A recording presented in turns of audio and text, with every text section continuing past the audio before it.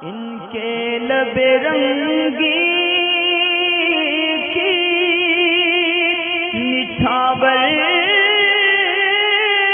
थी कि जिसने।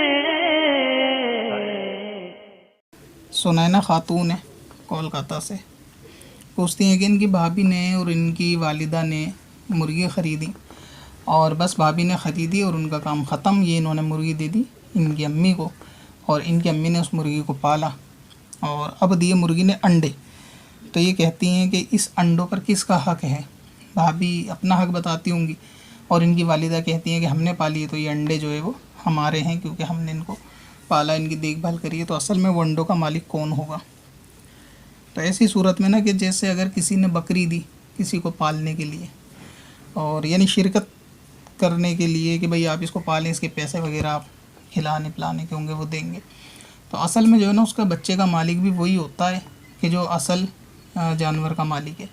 तो अगर बकरी का मालिक है, उसने बच्चा दिया और ये किसी और ने इसकी परवरिश की है तो इसका मालिक बच्चे का बकरी का मालिक ही होगा। या इसी तरह मुर्गी वगैरह देते हैं कि मुर्गी किसी को रखने के लिए दी पालने के लिए, तो अब जो ये अंडे होंगे तो उस पे अंडे का पे हक उसका होगा कि जो मुर्गी का मालिक है। तो ऐसी सूरत में ये जो अंडे भाभी की मुर्गी ने दिए हैं ना आपकी, तो असल में इसकी मालिक आपकी भाभी करार पाएंगी ये औरत, ना कि आपकी वालिदा।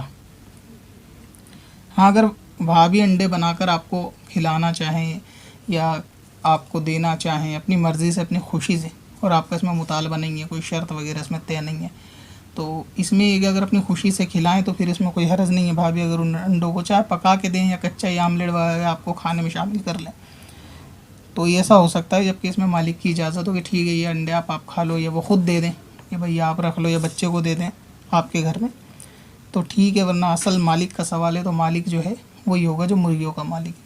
यानी आपकी भाभी की मुर्गियाँ हैं, अंडे भी भाभी की मुर्गी ने दिए हैं तो इसके मालिक भी वही होंगे। पत्थर में असल